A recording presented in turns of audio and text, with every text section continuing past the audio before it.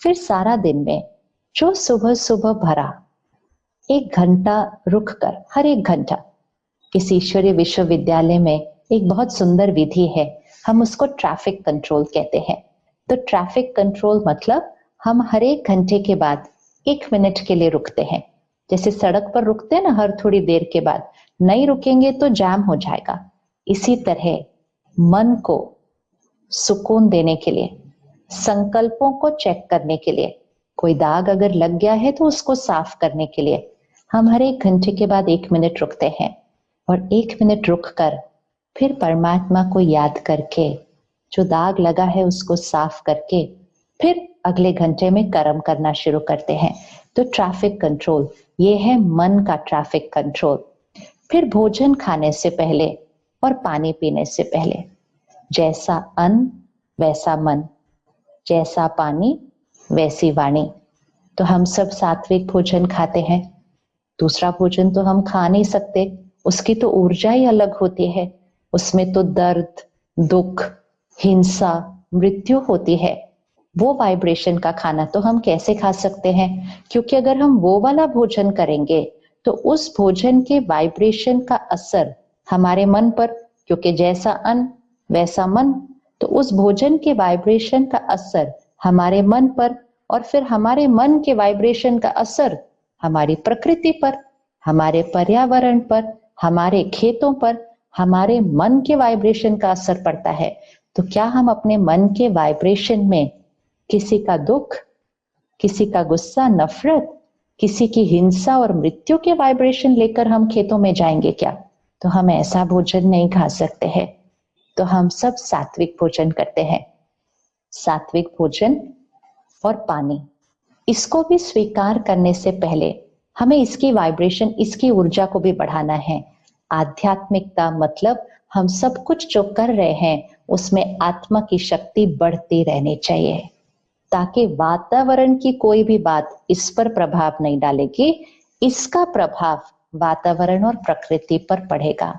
तो भोजन करने से पहले पानी, दूध, लस्सी जो भी हम स्वीकार करते हैं उसको मुख में डालने से पहले हम 10 सेकंड के लिए रुकेंगे, और 10 सेकंड के लिए रुककर परमात्मा को याद करके परमात्मा के ज्ञान और शक्ति के श्रेष्ठ संकल्प उस भोजन में डालेंगे, उस पानी में डालेंगे, उस पानी की ऊर्जा को बदल देंगे, भोजन की ऊर्जा को बदल देंगे।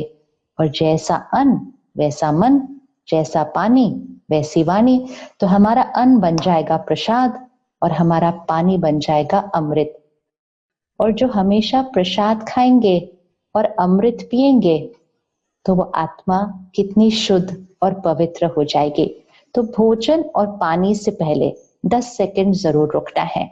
और रात को सोने से पहले, ये बहुत इंपॉर्टेंट है कि रात को ऐसे ही नहीं सो जाना है, सारे दाग को देख करके, सारा दिन में कोई दाग तो नहीं लगा, उसको साफ करके परमात्मा की याद में बैठकर फिर से कुछ ज्ञान की बातें अंदर भर के, क्योंकि सोने से पहले जो आखिरी बातें अंदर जाएंगी वो सारी रात मन पर चलेंगी।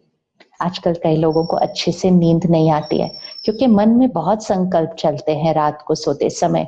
कई बार तो शरीर सो गया है लेकिन मन चलता जाता है, तो स्वप्न भी अजीब अजीब से आते हैं क्योंकि मन नहीं थमा है, शरीर स्थिर होकर सो गया है।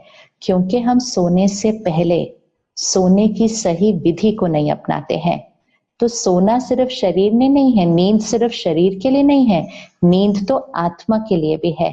तो सोने से पहले कुछ देर फिर से परमात्मा के ज्ञान की बातें अंदर भरे, ताकि नींद में वो ही बातें यहाँ चले और वो ही ऊर्जा हमारे से शरीर को मिले और प्रकृति को मिले।